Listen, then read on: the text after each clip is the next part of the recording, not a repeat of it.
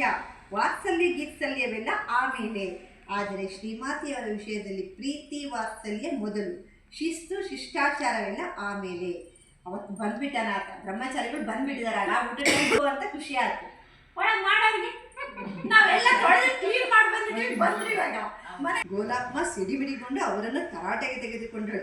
ಅವಳು ಹಾಗೆ ಗಟ್ಟಿಯಾಗಿ ಮಾತನಾಡುವುದನ್ನು ಕೇಳಿ ಪಕ್ಕದಲ್ಲೇ ಕೋಣೆಯಲ್ಲಿದ್ದ ಶ್ರೀಮಾತೆ ಹೊರಗೆ ಬಂದು, ಓ ಗೋಲಾ, ಅದೇ ಕೆರೆಗಾಡುತ್ತಿ?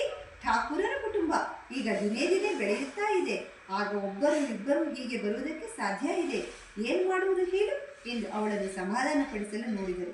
ಆದರೆ ಗೋಲಾಪ್ಮ ತನ್ನ ಹಠ ಬಿಡದೆ, ಇಲ್ಲ, ಇವನು ಯಾವಾಗಲೂ ಹೀಗೆ ಕೇಳದೆ ಮನಸ್ಸಿಗೆ ಬಂದ ಹಾಗೆ ಬಂದಿಳಿದು ಬಿಡುತ್ತಾನೆ ಎಂದಳು.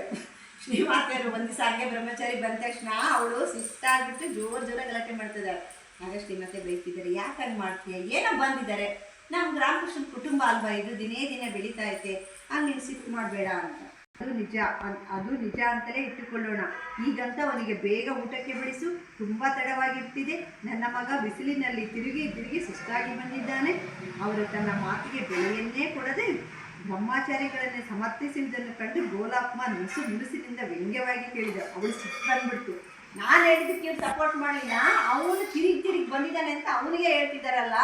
ನನ್ನ ಮಗ ಸುಸ್ತಾಗಿ ಬಂದ್ಬಿಟ್ಟಾನೆ, ಪಾಪ ಎಷ್ಟೋ ತಿಂದ ಬಿಸ್ಲಾಗೆಲ್ಲ ಓಡಾಡಿ ಬಂದಾನೆ, ಮೊದಲು ಊಟ ಮಾಡಿಸಂತೆ ಶ್ರೀಮಾತೆ ಇವಳು ಸಿಟ್ಟು